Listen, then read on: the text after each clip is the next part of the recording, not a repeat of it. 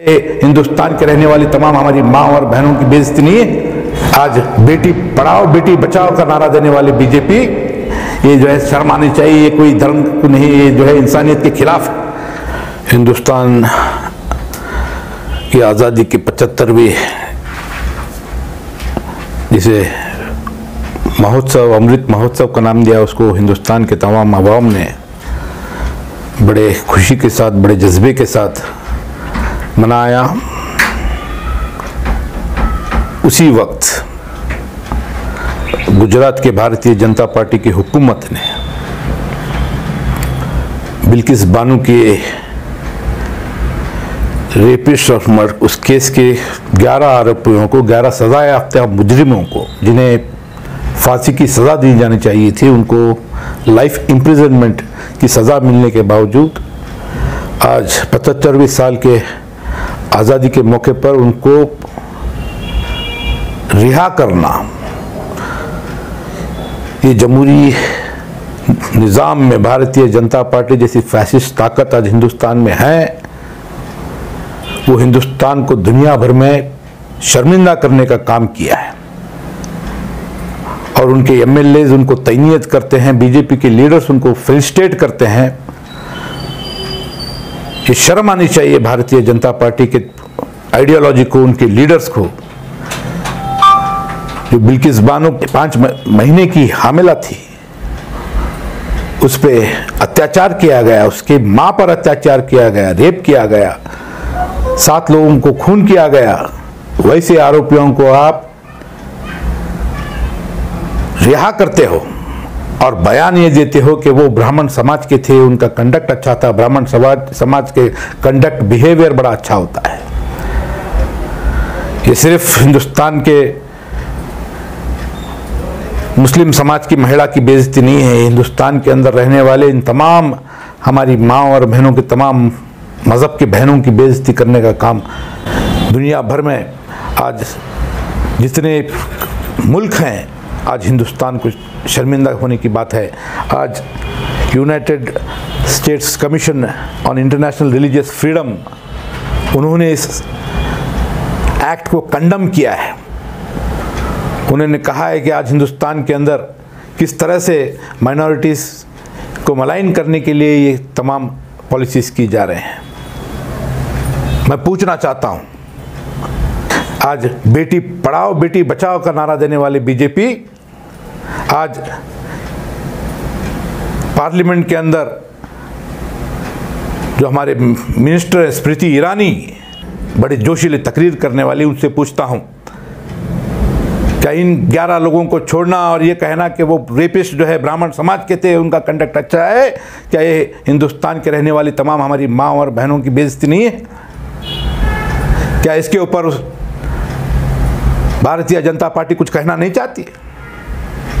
मैं पूछता हूं, अगर वो ब्राह्मण समाज के जिनके संस्कार बड़े अच्छे होते हैं, अगर वो इज्जत व आबरू के साथ खेलते हैं, उनको रेप करते हैं, तो क्या उनको माफ़ी दी जाएगी? शर्म आना चाहिए आपको।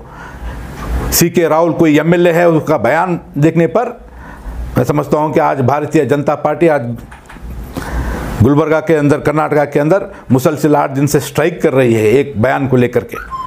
कहाँ हैं वो औरतें? कहाँ हैं वो बीजेपी के लीडर जो अपने ज़बान को जो है ताला लगा कर बैठे हैं?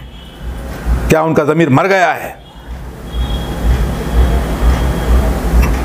बिल्किस बानो का रेप होता है, उसकी माँ का रेप होता है। बिल्किस बानो 5 महीने की हामिला औरत, जब उनका जी नहीं भरता तो उनके बच्चों को कत्ल किया जाता है। उनको बीजेपी फूल का हार पहना करके फेलिसिटेट करती है, उनको ये करती है। तो हिंदुस्तान की नहीं, ये जो है शर्म आनी चाहिए। ये कोई धर्म को नहीं, ये जो है इंसानियत के खिलाफ है। आज वो भी ऐसे मौके पर, हिंदुस्तान के 75वें साल के यौम आज़ादी के मौके पर, ऐसे घटिया किस्म के लोगों को जिनको फांसी की सज़ा होनी चाहिए थी।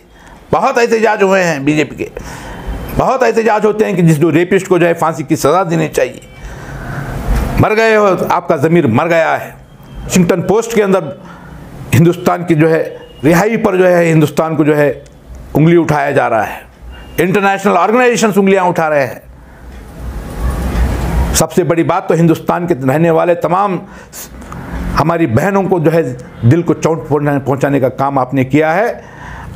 आपकी घटिया किस्म की सियासत, हर चीज़ में रेपिस्ट का भी अगर आप मज़हब देखते हो, उनका धर्म देखते हो, तो तुमसे घटिया किस्म की कोई जो है हुकूमत, किसी की हुक्मरानी हिंदुस्तान में नहीं हुई। ये बात मैं कहना चाहता हूँ।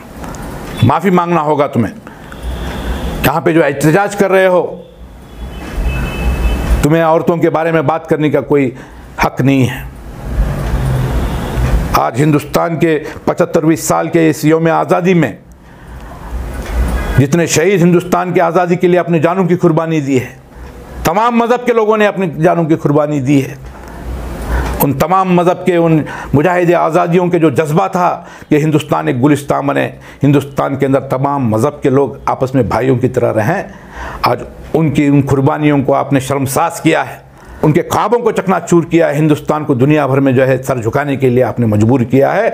आज भारतीय जनता पार्टी के वो सरगना जिसे कहते हैं नरेंद्र मोदी हमारा प्राइम मिनिस्टर, उस प्राइम मिनिस्टर को बयान देना होगा, उनको बीच में इंटरवीन करना होगा और उन 11 लोगों को फिर से जो है सलाखों के पीछे डालने का काम भारतीय जनता पार्टी और नरेंद्र मोदी की हुकूमत करना होगा।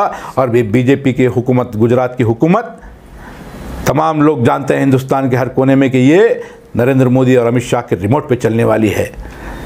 इधर उधर के बातें करके वो गुजरात के गवर्नमेंट ने किया है, नहीं, ये बीजेपी की ये हरकत हिंदुस्तान के रहने वाले तमाम हमारी बहनों की, हमारी माँओं की, हमारी तमाम जो है हिंदुस्तानियों को जो है शर्मिंदा करने की ये हरकत है। मैं समझता हूँ कि इसकी मजम्मत होनी चाहिए। हमारे हिंदू भाई भी, हमारी हिंदू बहनें भी इस हरकत के खिलाफ खड़े होंगे और आगे आने वाले दिनों के अंदर 2024 में अगर इसके खिलाफ आप आवाज़ नहीं उठाओगे, इसके खिलाफ अगर बयान नहीं देंगे, तो मुझे पूरा यकीन है कि हमारे हिंदू बहनें भी जो है तुम्हें जो है आगे आने वाले दिनों के अंदर एक जो है सबक सिखाने का काम। भारतीय जनता पार्टी को हुकूमत करने का कोई मॉरल राइट नहीं बनता।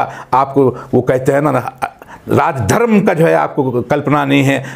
राम राज की बात करने वाले, शर्म आना चाहिए तुम्हें। राम का नाम बदनाम कर रहे हो तुम। ये राम राज का जो है तस्वुर ऐसे घटिया किस्म की हरकतों से बहुत दूर है।